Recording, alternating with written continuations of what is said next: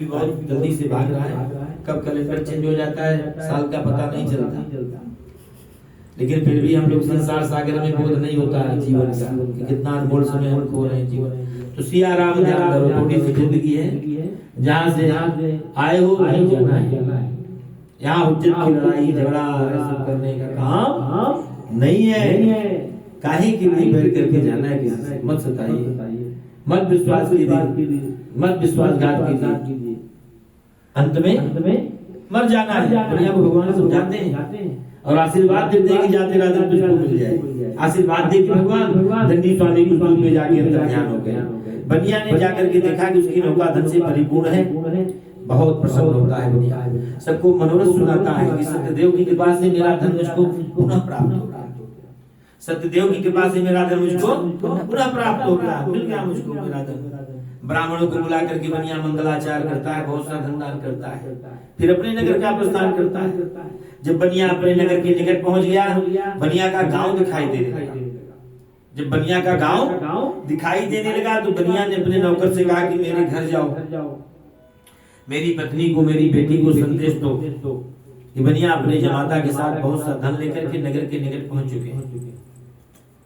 बनिया की पत्नी लीलावती समय सत्यनारायण भगवान का पूजन करने जा रही है। लीलावती पतिव्रता स्त्री है। लीलावती पतिव्रता स्त्री है। जैसे सुना कि पति और दामाद हमारे आ रहे हैं, अपनी बिटिया कलावती को पति तू भगवान की पूजा संपन्न करके आ, मैं पहले पति के आशीर्वाद लेके आती हूँ। लीलावती पति के दर्शन को चल पड़ी। कलावती का मन पूजा में नहीं लगता।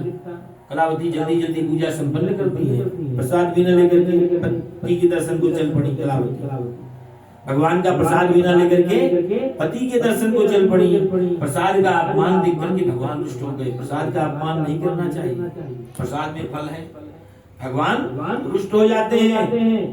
और कलावती के सामने उसके पति को जल में गायब कर देते हैं। कलावती का पति उसके सामने जल में डूब जाता है।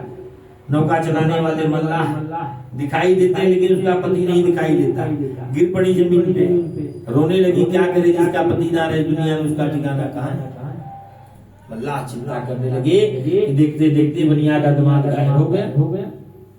लीलावती रोने लगी कि भगवान भूत प्रेत का तो चक्कर नहीं, कोई भूत प्रेत का तो चक्कर नहीं है। भगवान की माया को कौन जाने, भगवान की माया को कौन जाने। कलावती ने सोचा कि मेरा पति नहीं रहा, भगवान मैं भी सती हो जाऊं। पहले सती प्रथा थी, जब तक स्त्रियां सती नहीं होंगी जन्म जन्म में स्त्री होंगी।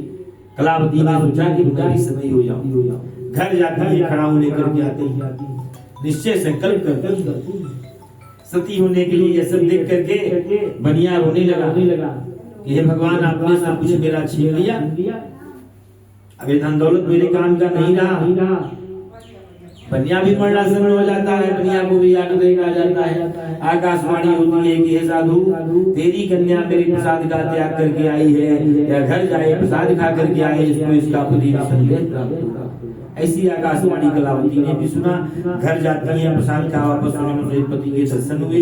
बाद में सुनो से बनिया अपने घर आते हैं। सूत जी कहते हैं कि बाद में साधु बनिया हर पौर्णमासी को, एकादशी को सत्यनारायण भगवान की पूजा करने लगे और इस के प्रभाव से इस लोक के सुख को भोग करके वैकुंठ को प्राप्त हुए। रेवा खंड श्री सत्यनारायण छायाम चतुर्थोध्याय श्री सत्यनारायण भगवान की जय। हरे नमः।